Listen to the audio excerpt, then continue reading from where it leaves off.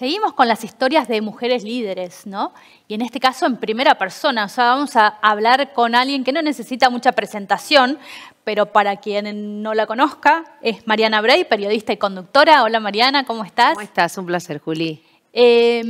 Mariana, la idea es esto, contar tu historia, ¿no? Contar nuestras historias como mujeres en distintos rubros, en distintos sectores, y cuál fue nuestra evolución. Contanos un poco cómo empezaste.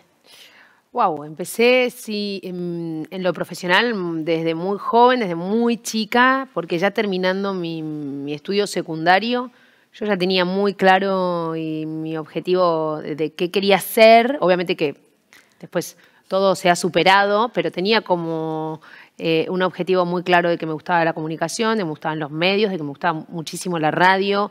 Quería ser locutora en aquel entonces, o sea, era como ser locutora, era como, y aparte había una cosa ahí con la voz que a mí me llegaba mucho y me interesaba mucho desarrollar, porque yo había tenido de muy chica problemas muy serios en mi voz en cuanto a disfonías. Mira. Sí, sobre todo difónica. Entonces, durante gran parte de mi niñez y preadolescencia, pasaba mis horas y mis días, no solo en el colegio, sino que después con fonoaudiólogos. Claro. Para, trabajaste mucho para trabajar mucho la voz. Y ahí creo yo que hubo algo desde ese lugar de la imposibilidad en muchas ocasiones de poder hablar con claridad. Estoy, digamos, reflexionándolo ahora un poco con vos mientras estamos en esta charla, que creo que me llevó luego a entender que yo quería, porque qué importante alzar la voz, porque durante mucho tiempo no había podido. Y ahí, bueno, terminando el quinto año del colegio, hablé con mi mamá, le dije lo que quería hacer y mi familia, obviamente, pero puntualmente mi mamá, que es la que me podía acompañar. ¿No era una familia que venía de los medios? No, nada que ver, no, mi mamá fue ama de casa y bueno, era modista también, pero ya prácticamente no ejercía, y mi padre fue lechero de carro, o sea, lechero que es un hombre que no ha podido terminar. Por supuesto, los estudios, empezó a trabajar a los 14 años. Por lo tanto, no es que vengo de una familia de profesionales, pero sí vengo de una familia donde la educación y los valores eran muy importantes, son muy importantes, y la comunicación también era muy importante. Se hablaba bastante en casa. Y yo era también un poco la que traía los temas de discusión a la familia ya siendo chica. Pero creo que hay algo ahí de mi niñez y adolescencia, en esta imposibilidad de comunicarme con claridad, que después me lleva a elegir mi profesión, ¿no? Y bueno, y ahí empecé, porque empecé, ya te digo, quinto año estudiando, terminando el secundario, pero al mismo tiempo preparándome para lo que yo soñaba hacer. Claro. Y bueno, y ahí nada, la carrera, empecé a trabajar en Canal 13, fui asistente de producción, fui telefonista antes, después fui productora, después empecé a salir a la calle, hice notas, y la profesión fue fluyendo y fui creciendo mientras estudiaba, teniendo el privilegio de también poder formarme en el ámbito de trabajo. Claro. Eso fue, yo creo, que un poco de suerte y un poco de elección y estar en el momento indicado. Bueno, como todo, pero sí. El hecho de ser mujer, ¿tuvo alguna injerencia en todos estos pasos que fuiste dando? ¿Cómo te fuiste abriendo camino en la televisión, ¿no? Que también es un medio como bastante masculino, si se quiere? Sí, sí. En aquella época sí lo era, hasta por momentos tal vez un poco hostil, donde nunca viví puestos predeterminados para la mujer, tipo, sí. La mujer es la notera o la mujer, ¿era así o no? Pero un prejuicio más que va más allá del rol, sino... Sí, bueno, a ver, sin lugar a dudas fue mucho más difícil por ser mujer. Creo que hoy pasa menos eso, pero en aquel entonces sí. Tenías que demostrar que no eras solamente un envase, por lo menos en mi caso. Claro. Pero calculo que le ha pasado a muchas mujeres, que tenías la capacidad de pensar, de tener ideas, porque no solamente el prejuicio muchas veces viene de los hombres, también viene de la propia mujer. Y eso también es algo que hay que decir, porque es muy lamentable para mí que eso pase y que eso tal vez de alguna manera siga ocurriendo. A veces nos autoponemos una barrera, ¿no? Esto como le dicen a veces el síndrome del impostor. Tal cual. Que si yo no puedo, no, ese puesto no es para mí, o sea, lo mío es algo más chiquito.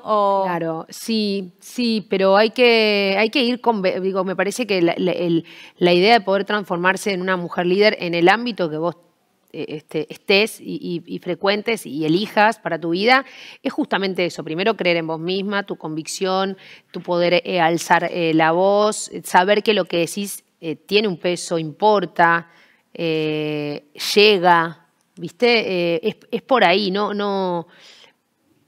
Lo más importante para mí es trabajar en los prejuicios propios, independientemente que los de afuera siempre van a existir y van a seguir existiendo. Totalmente. Pero los propios, los que vos, porque tus prejuicios son los que te limitan también. Es interesante hacerse cargo y responsable de eso. Tal cual. Porque depositar esa responsabilidad solamente en el afuera, aunque existe, y entiendo que es difícil atravesar esas aguas en esos momentos donde encontrás a alguien que te quiere poner límites o que te dice, no, vos para esto no vas a servir, y no bajar los brazos y no volverte a tu casa creyendo que efectivamente no vas a servir porque hay alguien que te lo dijo, no darle valor a la palabra ajena, excepto que sea de alguien que para vos esa palabra tiene valor. Porque lo que importa de lo que se dice no solo es lo que se dice, sino quién lo dice. Tal cual. Y ahí está en juego la credibilidad. Bueno, hay un tema, una palabra clave acabas de decir, Dino. No solamente la credibilidad, esto en que decías, bueno, ¿quién te lo dice? Sino la credibilidad es algo, en los medios es algo, bueno, que se habla mucho, ¿no? Ahí, ¿cómo te ganás la credibilidad? Y si ahí también había alguna diferencia entre hombres y mujeres. Sí, creo que durante muchos años sí, había cuestiones que tenían que ver tal vez con las noticias, hoy lo comentábamos, que las noticias más duras o más difíciles las podían dar los hombres y tal vez no estaba bien visto o no era tan creíble que lo dijera una mujer, porque la mujer estaba ubicada en un lugar más de debilidad. Por supuesto que las mujeres tenemos esa debilidad o esa sensibilidad y esa empatía que a veces los hombres pueden carecer. Yo creo que hoy está todo un poquito más igualado, que eso fue cambiando y por eso es que hoy las mujeres podemos decir las mismas noticias que dicen los hombres o incluso debatir los mismos temas que pueden debatir los hombres. O sea que empezar a dejar de lado la cuestión de género, sino que la credibilidad vos la construís en base fundamentalmente a tu coherencia. O sea, en la coherencia está la credibilidad, en que vos primero seas muy fiel y genuina a eso que estás diciendo porque eso se ve, o sea, se ve, yo soy una convencida de que eso se ve. Y bueno, y además lo atravesé porque yo cuando decido dar el vuelco de del espectáculo a la política de alguna manera, y que fue algo que también se dio muy naturalmente, sin proponérmelo, eso es algo que no es que yo dije, yo ahora quiero esto, sí me daba cuenta que necesitaba empezar a hablar de otras cosas. Pero no sé si tenía tan en claro de qué. Pero evidentemente también fui creciendo, fui madurando y me fui comprometiendo. Empezaron a interesarme cosas que antes no me importaban tanto, no les daba tanta entidad o no me pasaban más... Una evolución personal. Más transparente por mi vida. Pero bueno, uno va creciendo, vas teniendo hijos, te vas comprometiendo con otras cosas. Es lógico que te importen otras cosas. Está buenísimo ese cambio y esa evolución. Ese crecimiento, tal cual. Yo la atravesé, pero... Por eso digo, quizá viví ciertos prejuicios al principio de mi carrera y ahora, ya siendo más grande y teniendo una carrera construida y un nombre, si querés, también valorado y construido, me tocó como empezar de cero, porque tuve que demostrar en un ámbito completamente distinto y además me tocó trabajar también con muchos hombres muy empoderados y que me tuve que hacerme valer. Y una vez más, ya siendo grande con una carrera construida, volví a demostrar que mi voz vale, que lo que digo importa, o a algún sector le importará y a otro quizá no. Pero eso puede ser con todo, o sea, pero eso es pasa con todo. Volví como a vivir eso, pero nunca me pone en un lugar débil, por el contrario. A mí esas cosas me fortalecen, me hacen ir más para adelante y me convencen que estoy en el camino correcto. Por eso es que no bajo los brazos y que no le doy, nunca me constituye esa palabra que el otro quiere decir sobre mí para ver si me puede afectar. Es como re importante eso tenerlo en cuenta. Para mí, venga de un hombre o de una mujer. Lo que vos digas de mí, a mí no me constituye, porque yo sé bien quién soy. Perfecto. ¿Te consideras una referente? No sé, y por ahí, digo, tanto en el medio, no sé, también te piden consejos otras chicas, o sea, gente que está empezando. Sí, me piden, no sé si soy referente, eso no lo registro mucho.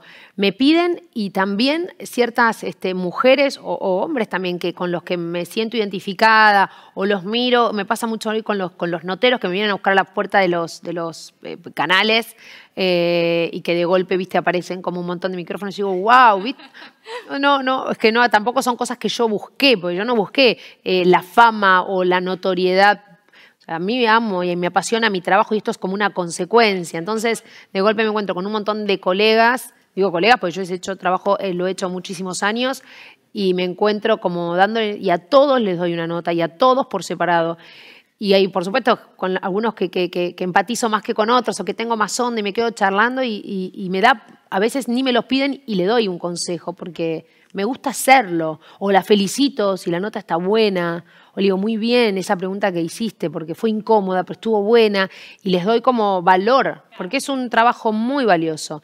Y además, si tienen más aspiraciones para crecer, es espectacular. Hacer la calle, yo le digo la calle, o sea, sí, hacer las notas es buenísimo. ¿Crees que la diversidad, estas miradas, ¿no? Porque esto es una realidad, el hombre y la mujer tienen miradas distintas. Sí. ¿Crees que es valioso en la comunicación?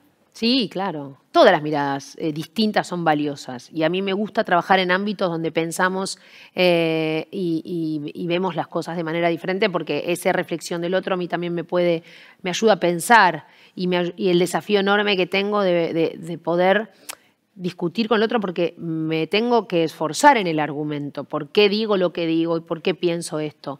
Y vuelvo a repetirte, en un ámbito donde a veces estás trabajando con tantos hombres, ese desafío es doble. Porque hay, qué sé yo, ni lo miro como un prejuicio, pero hay algo, no digo en todos los hombres, pero en algunos hombres en particular, de creer que esa mirada tuya, y más en mi caso, que yo mi carrera la construí en el espectáculo, que se considera un género menor, lo que digo son tonterías, y bueno, y ha llevado su tiempo, pero hoy se me valora.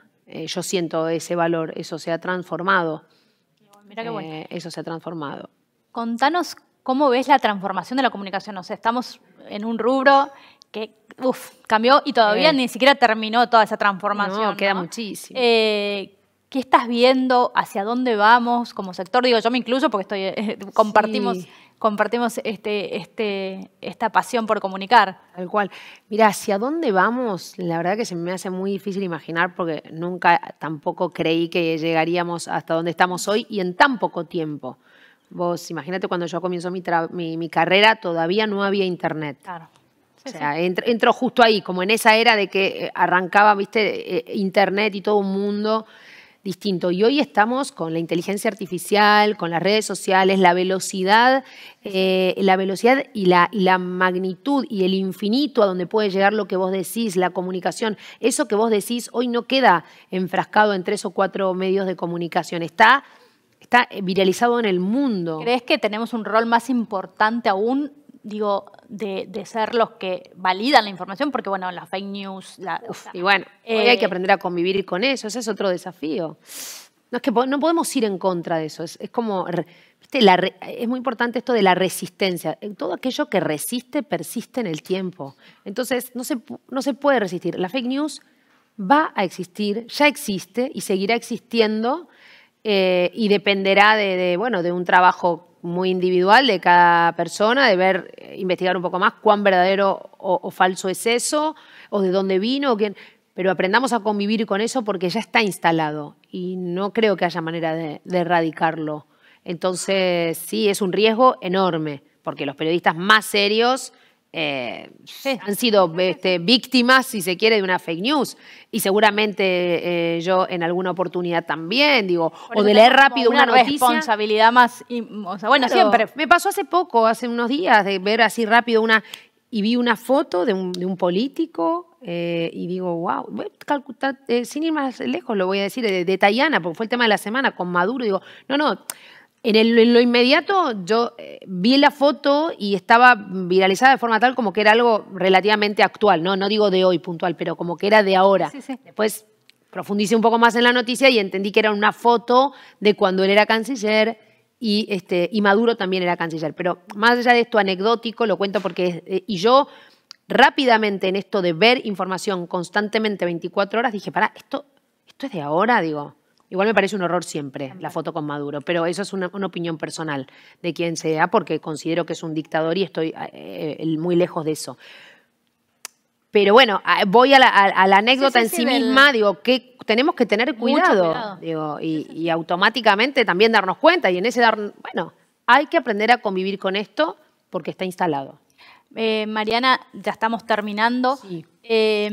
No sé, ¿en qué estás? ¿Nuevos proyectos? De todo, de todo. Este año fue muchísimo lo que he hecho y ya estoy proyectando el 2026. Bueno, como para arrancar voy a empezar ahora en un mes aproximadamente un nuevo programa en la señal de streaming del Cronista TV, justamente. Un programa nuevo, no sé si puedo decir ni cómo se llama, así que no voy a spoilear nada por las dudas, pues no pedí permiso, pero sí, falta poco. Es un programa que voy a conducir, que tiene que ver también con otro de mis crecimientos de este año en particular, haber podido empezar a construir a esta líder conductora, ¿sí? Que no por eso me ponen un escalón ni más arriba ni más abajo, pero es una nueva construcción y es un nuevo aprendizaje y esos desafíos a mí me apasionan. Perfecto. Así que ese es como mi nuevo proyecto así y bueno, después hay muchos más porque estoy en otras señales de streaming, también estoy en C5N, en Telefe, eso lo voy a continuar el próximo año, así que bueno, muy feliz, muy feliz. Muchísimas gracias por esta charla y me quedo nada con una frase de ser líderes de uno mismo, ¿no? Totalmente, es lo más importante. Gracias por esta charla. De nada, gracias a vos, placer. Sigan entonces con nosotros porque hay muchísimo más de Mujeres Líderes.